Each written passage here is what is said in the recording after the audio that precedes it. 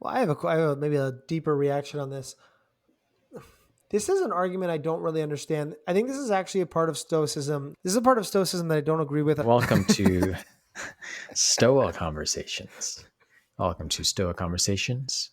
My name is Caleb Ontiveros. And I'm Michael Tremblay. And today we're going to be talking through some passages in the Stoic Emperor Marcus Aurelius's Meditations. In particular, we'll be doing book 4, 49 through 51. So reading through some of the reminders, some people call it the memoranda, that Marcus Aurelius left to himself about Stoic philosophy and how to live. Yeah, I always love going through these with you, Caleb. I don't read. I always prefer Epictetus to Marcus, but then when we go through and we read Marcus carefully, there's always some sort of profound insight or nugget of wisdom. So looking forward to it again. Awesome, me too. So we'll start with 49. 49 is broken up, often in many translations, broken up into two different sections. So we'll start with the first section. Be like the promontory against which the waves continually break, but it stands firm and tames the fury of the water around it. And this is one of those fantastic sentences that you can imagine Marcus Aurelius writing down in order to motivate himself to, be like that which stands against any storm, any wind, any sea. And there's that picture of, I think, of the inner citadel that Stoicism promises, that ability to weather any external circumstance because you've become the kind of person who recognizes what's important is the internal and taken control over the internal, which for the Stoics would mean cultivate virtue and such. Yeah, any quick reactions to that first part? Well, I like the idea too of the waves crashing against. I have the Hayes translation here as well, which says the raging of the sea falls still around it. So there is this idea too of you're not retreating into yourself. You're still like causally interacting with the world, and the external world is bumping up against you and then kind of bouncing off, right? Like you're bringing that strength. You got that inner citadel, but you're bringing that inner citadel into the sea. You're not not to push the metaphor too far, but you're not the rock in the middle of the desert. You're the rock in the middle of the storming ocean. And so you're actually affecting the ocean. Like there's in one sense, you can't control the ocean. That's the point of the metaphor, right? You can only stand against it. You can't change the direction of the waves, but each wave you can meet, you can break, and each wave that strikes you, you can withstand until it calms. And so there is this kind of, there is that interaction. It's also a funny, I think another point that comes to mind is that when you think of a paradigm of excellence, right? If you think of those we think of as paradigms maybe of action, and this is almost this paradigm of inaction, where the strength comes from the inactivity around activity, the calmness around activity, and that's an interesting kind of role model to place for yourself, like not to change things up, not to do something really impressive, but just to remain secure through chaos as the role model or the ideal. It's not something outside of Stoicism people talk about too much. It's cool. Yeah, that's a good point. I think that's a good point. Something else worth mentioning here in this first section is that this metaphor is echoed throughout Greco-Roman literature. So one interesting example of this is that in the great epic, the Aeneid by Virgil, there's this description of a warrior who is essentially standing up against a swarm of enemies, and I'll just read through it so you can get a sense of how this metaphor might take on a different shape, but keep its meaning in different contexts. So He stands fast, like a rock at sea, a sea-bound rock that won't give way. When a big surge hits and the howling breakers pound it hard, its bulk stands fast through its foaming reefs and spurs roar on. All for nothing as seaweed dashing against its flanks swirls away in the backwash. So that's the picture of a warrior standing firm against swarming enemies. And that's from the Shady Barch translation of the Aeneid, I should say. And I think it's a powerful image, and perhaps when you can almost imagine, I think it's reasonable to suspect Marcus Aurelius had heard this before, whether it was in the Aeneid, some other epic, or perhaps it's just a common meme, we might almost say, in Roman culture at that time. And it's the sort of thing he wanted to stick through, just because I think it does carry. In addition, I think you don't need to be a Stoic to find value in this metaphor, but it's especially apt for Stoics once you are, keep in mind what is the sea. It's these externals. It's the circumstances life presents you with, and you're able to be the promontory, because you have a specific character, an admirable character. Yeah, like I was almost arguing that's not. Well, I was just saying, oh, it's a surprising thing to focus on because it seems like not a type of character or excellence that we talk about very much in our heroes, but it seems like that was actually kind of a Roman ideal, or one that was referenced by Virgil.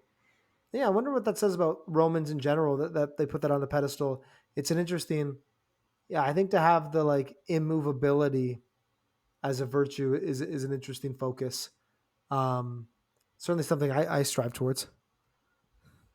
Yeah, I think it's an interesting point where, perhaps for Roman culture, these ideas of endurance, there's Mm. certainly there's a connection to martial valor, um, and being able to stand firm might be more. I think it's certainly something we celebrate in modern culture, being able to keep cool. That's often important, but of course there are many other values perhaps crowd out that message, and it might not be in the top 5 or what have you, and values people might hold today, whereas it's certainly rank higher for Romans. I think that's certainly true for a number of reasons. But let's go on, because in this section, Marcus Aurelius offers another maxim that's related to I think this very issue of weathering the waves, Mm. of being able to stand firm. And detail some of these ideas that Stoics can use to be the kind of person who stands firm. So, and I should say that I'm reading from a modernization of the George Long translation. So this is a Dover Thrift edition of the Meditations. I am unhappy because this has happened to me. Not so, say. I am happy, though this has happened to me, because I continue free from pain, neither crushed by the present nor fearing the future. For such a thing as this might have happened to every man, but every man would not have continued free from pain on such an occasion. Why then is that rather a misfortune than this a good fortune? And do you, in all cases, define a misfortune, that which is not a deviation from man's nature? And does a thing seem to you to be a deviation from man's nature, if it is not contrary to the will of man's nature? Well, you know the will of nature. Will this that has happened prevent you from being just, magnanimous, temperate, prudent, secure against inconsiderate opinions and falsehood? Will it prevent you from having modesty, freedom, and everything else, by the presence of which man's nature obtains all that is its own? Remember, too, on every occasion that leads you to vexation, to apply this principle, not that this is a misfortune, but that to bear it nobly is good fortune. Any quick So, reactions? well, so stoic. I mean, Marcus is basically saying a quick summary of Stoic ideals, which is to say the goal of life is good character. Well, it's the live in accordance with nature, achieve excellence as a person. Excellence as a person is to act well. The bad things that happen to you don't stop you from acting well. They're, in fact, almost the contrary. They're opportunities to act well. They're tests, as Epictetus would say. They're the Olympics. They're trials. They're opportunities to display your excellence. And so when bad things happen to you, um, your job is to respond well. And then when you've responded well, he's going a step further and saying, well, you should actually almost be happy. It's what a good thing has happened. You had a test and you passed it. That's nothing bad has happened. When you focus on the internal like that. So it's such a Stoic idea, really well put there. And then besides the fact that it is Stoic, I think it's a useful framing. It is like an obstacle is the way thing, which is another Marcus line about how we have opportunities to turn hardships into benefits. And one of the ways we have this opportunity is to focus on these as chances to display our character. And I think the other thing he's pointing out, though, is the responsibility on ourselves when he says, is anything about the external event stopping you from acting well, from being brave or courageous or just? No. So, don't blame the other event if you fail. It's up to you. And it's really putting that focus on, the dichotomy of control. It doesn't use the exact language, but really focusing the attention on those things that are up to you in the situation. Yeah, absolutely. I think philosophically, there's this idea in Stoicism that it's not things in themselves that harm us, but how we respond to them, which you're exactly hitting on. And that's a familiar idea if you know anything about Stoicism. I think sometimes people might take that idea, and this isn't entirely misleading. It's not entirely misleading, but you could think about it in terms of putting on different glasses, right? So you have the wrong lens on. If you put on the right lens, you'll see the world the right way. It's not the things that you're looking at that harm you, but how you see them. It's your opinion of them. And strictly speaking, I think that is correct, but that can be somewhat misleading. And perhaps I think what Marcus Aurelius is reminding, at least me here when I read this passage, which sticks out, is it's not the fact that you recognize that misfortune doesn't harm you that sort of saves you from misfortune, as it were. It's the fact that you believe that, and also you're able to bear it nobly, which is perhaps something that the metaphors like the glasses metaphor might miss, is that it's not just, it's not just a matter of how you see the world, but also a matter of thinking and acting in the right way and bearing whatever happens nobly.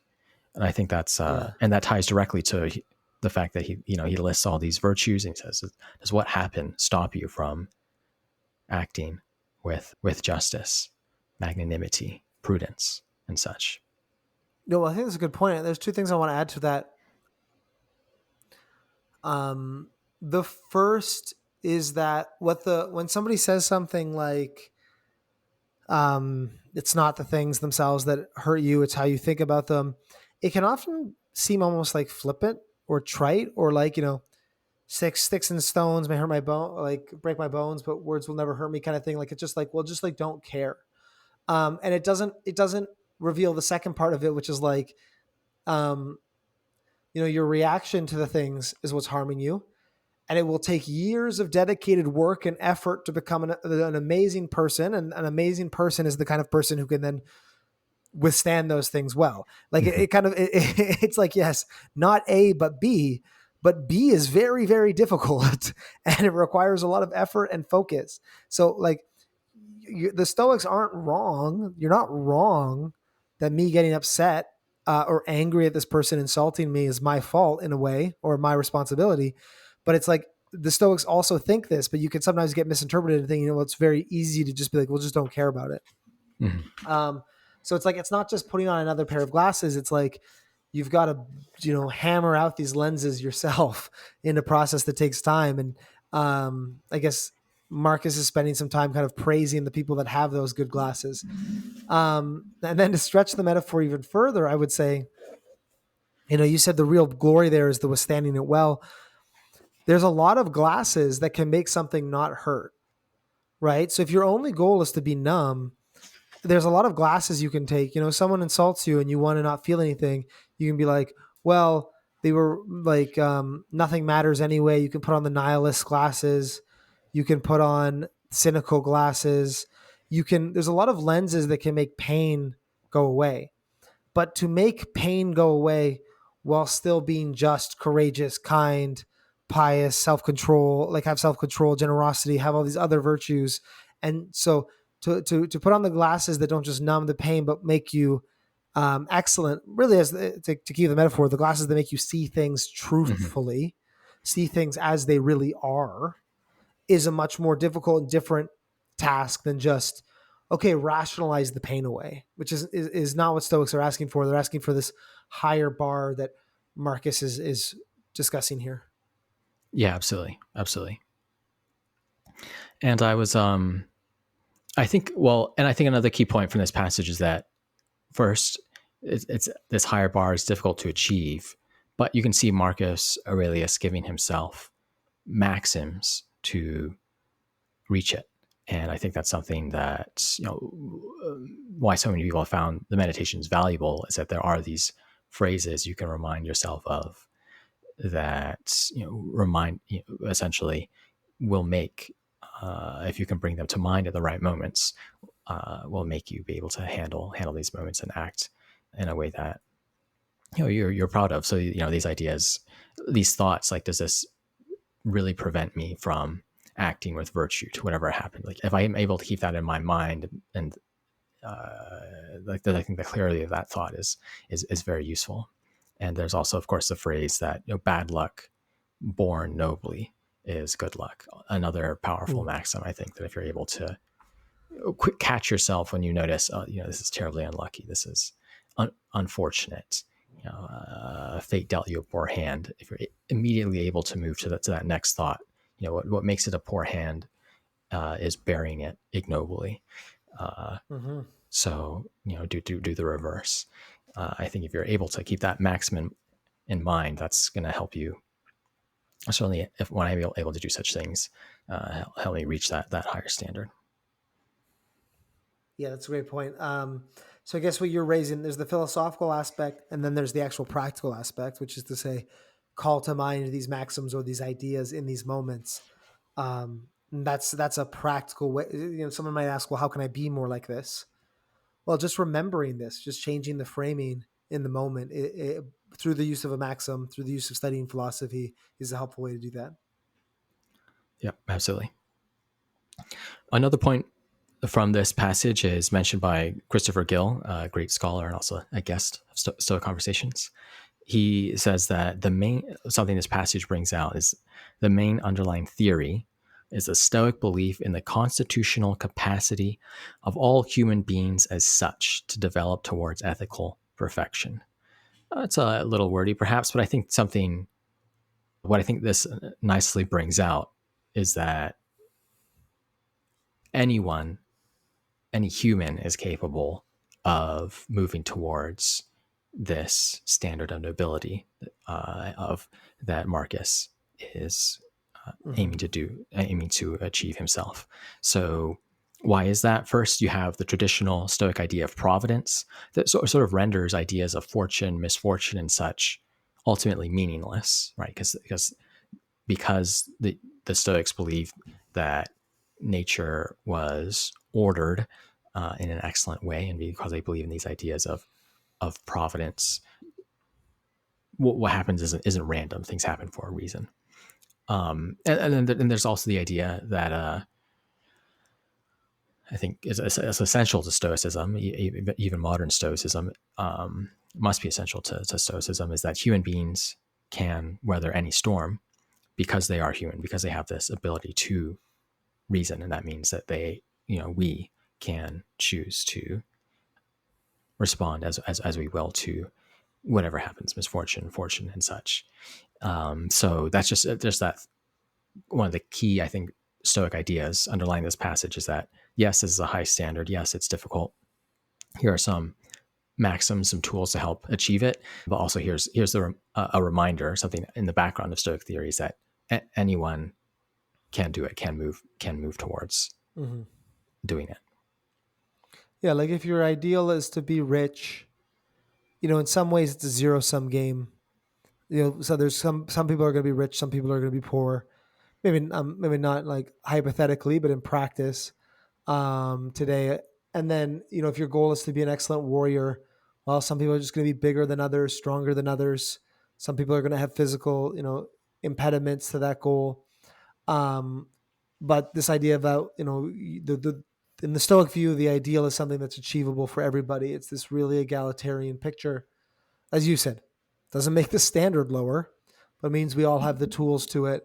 We all have the tools to get there, which is cool. That's one of the main things I like about Stoicism. Is it is that balance, I think, of continuing to hold people to a high standard while still being egalitarian. I think is really cool. Yeah, I think so. I think so. All right. Anything else on 49? No, I think that nailed it. It's a nice. Well, it makes me think of why people are like.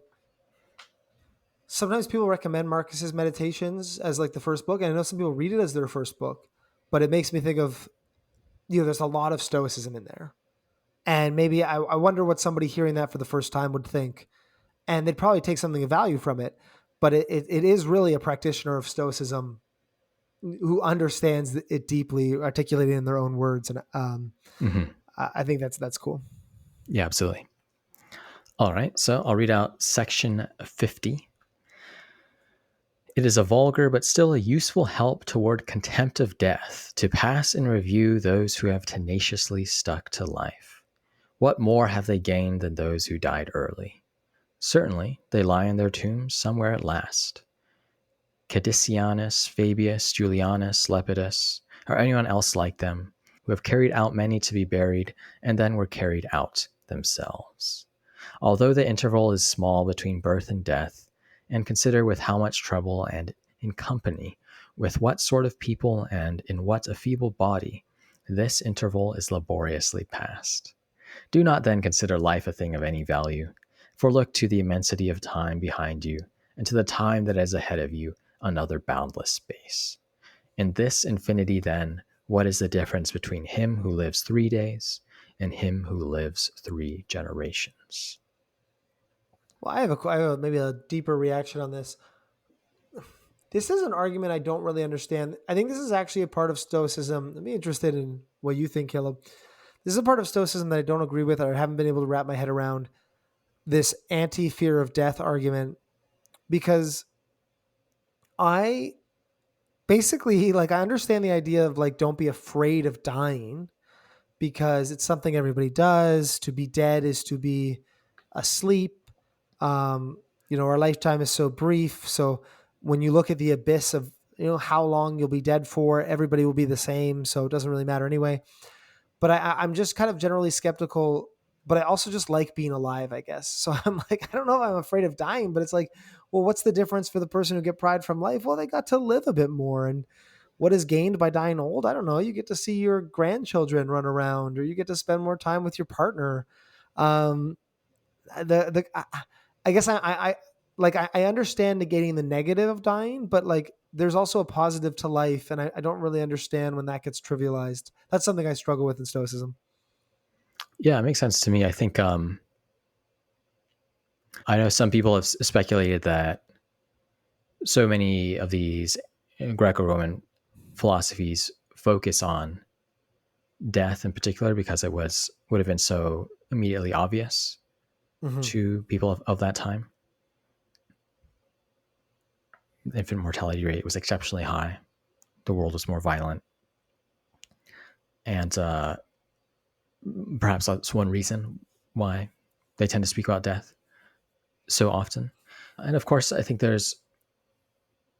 is interesting that there's, I think, a fundamental view that the Stoics have, a number of other philosophers have as well, which is that something essential to living the good life is facing death the right way. And the fact that, facing the fact that you will die virtuously. And I think there is something fundamentally correct about that. But on occasion, I also see sometimes lines from Marcus Aurelius or Seneca, what have you, almost go too far in the. It almost seems like they they trivialize the fact that you will die in a way that is is simply not correct, or at least not useful. You understand that if you're a Stoic, you must think death isn't indifferent, life is indifferent. The fact that you will die, death isn't necessarily always bad, but even remarks like this last sentence, what's the difference between him who lives 3 days and him who lives 3 generations? All things considered, you certainly rather prefer to live 3 generations. Seems like there's a pretty big difference. Yeah. I mean, it makes me think of the 3 days, 3 generations is a good example of why I don't think the argument works. But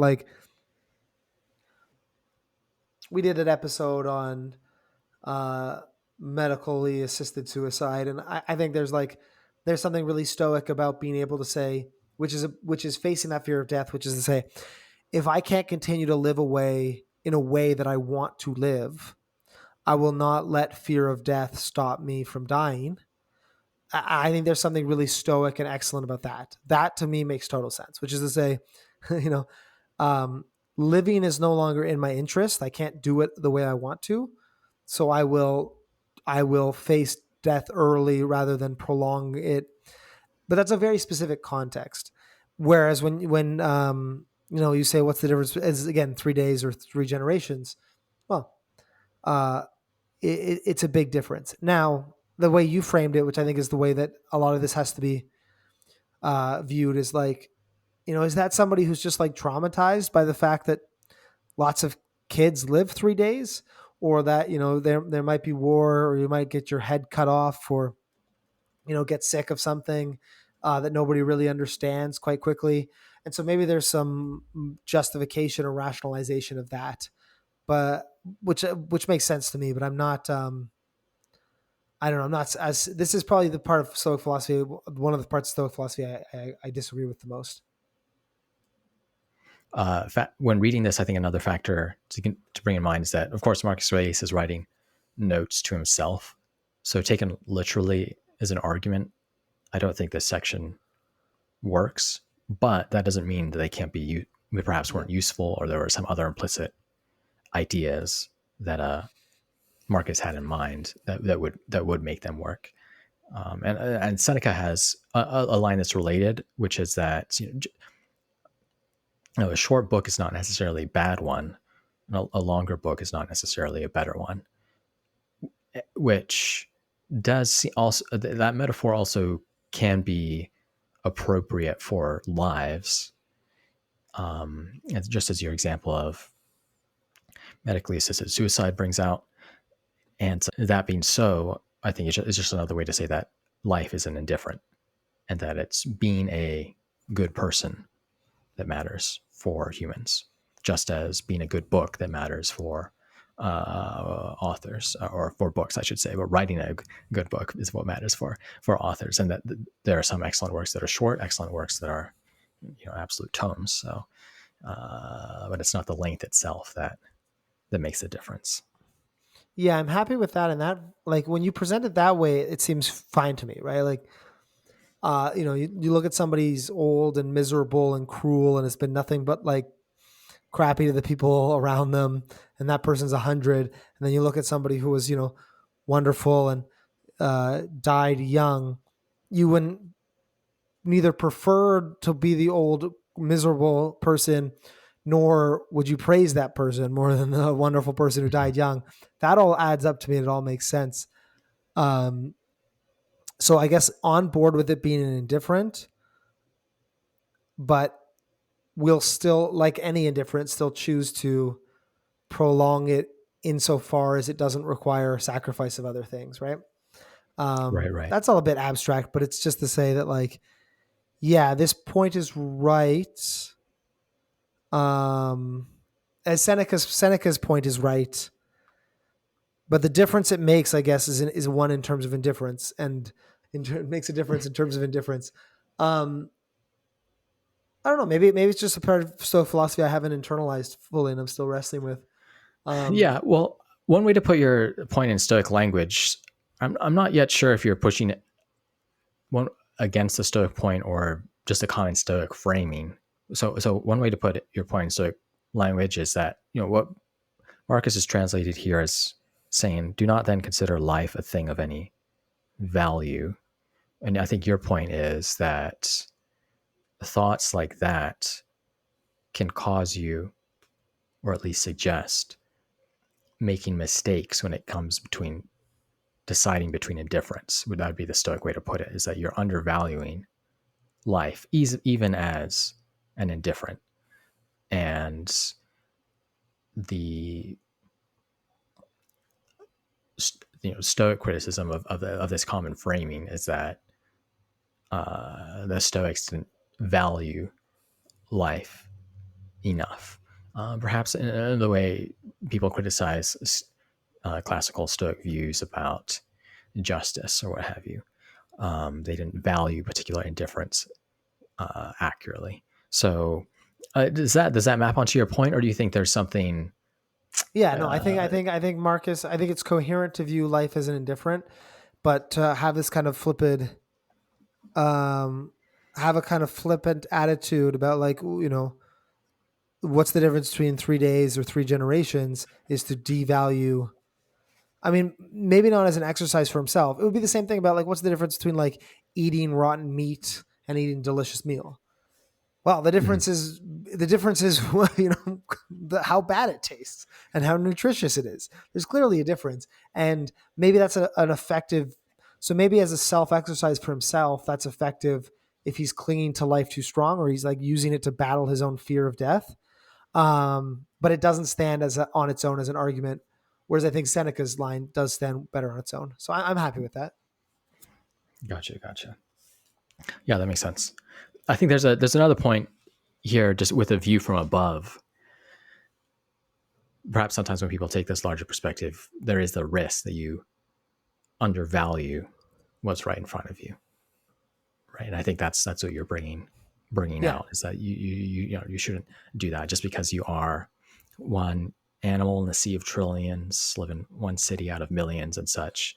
Doesn't mean you shouldn't do your best in Well, these simple, ordinary tasks. because What have you? the flip side is like what so I can go around murdering people and that's fine, right? Like there's no I can go and destroy a hospital or um starve people because it's just that kind of it's like what you're talking about. Yeah, it's like the holistic view and the individual view is like something you need to balance in stoicism, and it's really difficult. So it's like you're one animal in millions or trillions, but that animal still matters. And it's like, how do you balance that? How do you, I mean, the Stoics talk about oikiosis, of that view of you extend your concern like your family to the Mhm. entire universe. So you take that concern you have for your family, your brothers, your sisters, your parents, your children, and you feel that way for someone across the planet. It's like both balancing the individual and the broad. And I think what this gets here with the risk here and the risk in the view from above, as you said, is you lose that perspective of how that individual still matters. You as an individual still matter. Um, but I'm giving Marcus leeway, as you said, as about he's journaling, right? So it's not a self-contained argument for other Sure. people. He's reflecting. Yeah, absolutely. Yeah, I think that's well put. Cool. So let's go to section 51. Always run to the short way, and the short way is natural. Accordingly, say and do everything in conformity with the soundest reason. For such a purpose frees a man from trouble and warfare, and all artifice and ostentatious display. I like this. I like this phrase, always run to the short way. That's from a modernized version of the George Long translation. It might be an interesting exercise to look at how Hayes. some other Well, people put it. yeah, Hayes is take the shortest route, the one that nature planned. I think that's nice. Also makes explicit that sound, what's translated in sound reason, connects with that, of course, the Stoic idea of nature. Mm-hmm. Waterfield translates this as always run the short road, and the short road is the one that's in accord with nature.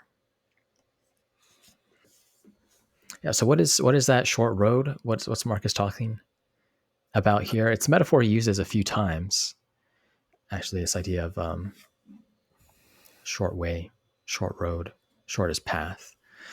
And I think what is essential here is summarizes this idea, do what's right, nothing else matters, and to remember that that's given by your nature, not to overcomplicate things with artifice, ostentatious display.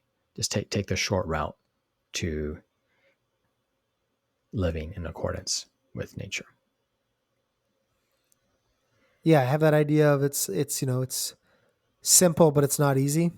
Mm-hmm. I like that idea. Don't overcomplicate it.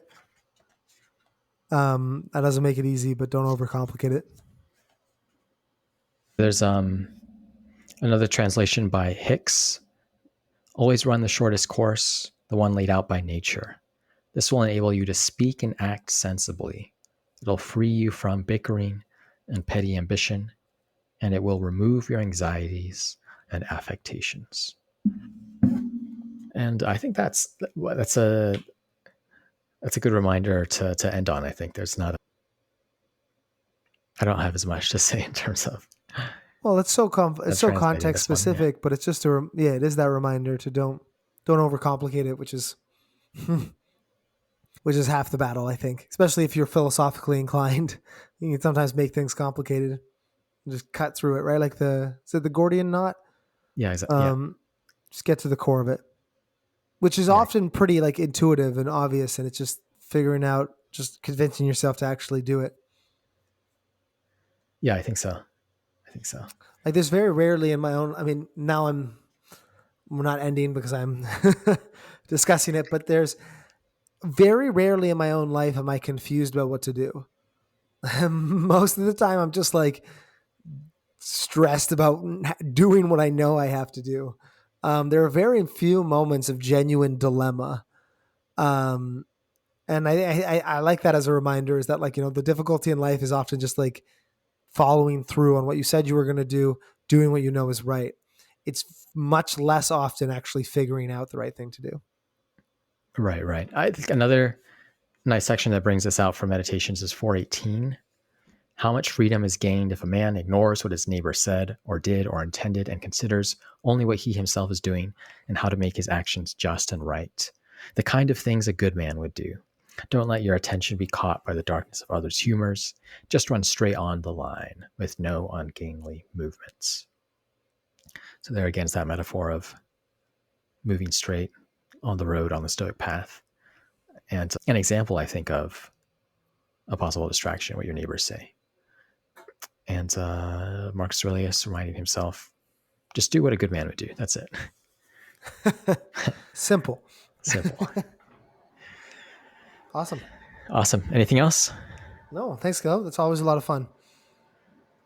Cool. Thanks for doing this. Thanks for listening. Bye. Thanks for listening to Stoa Conversations. Please give us a rating on Apple Podcasts or Spotify and share it with a friend. If you want to dive deeper still, search Stoa in the App Store or Play Store for a complete app with routines, meditations, and lessons designed to help people become more stoic. And I'd also like to thank Michael Levy for graciously letting us use his music. You can find more of his work at ancientlyre.com.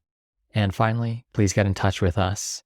Send a message to stoa@stoameditation.com if you ever have any feedback, questions, or recommendations. Until next time.